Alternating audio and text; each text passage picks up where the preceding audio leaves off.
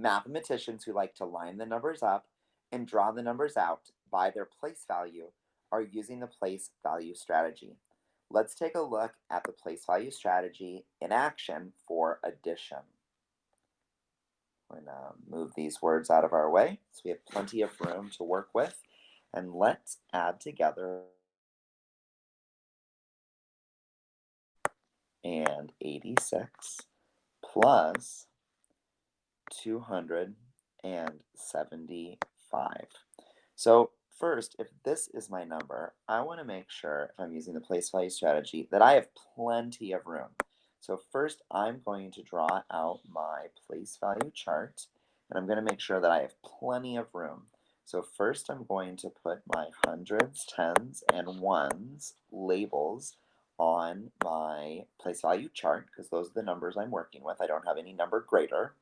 And I'm going to start with my number 486. Now I'm going to leave some space here for the second number and for my sum.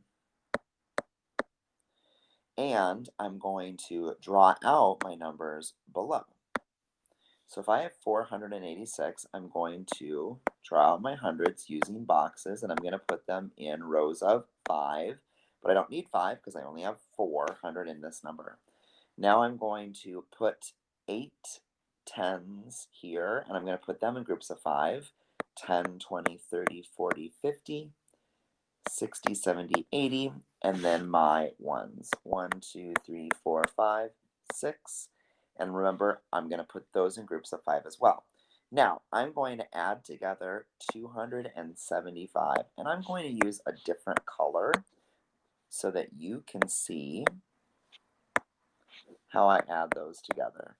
So I'm going to add 200s, so I'll put one more 100 down here to complete my group of 5, and one more 100 here because I added 200.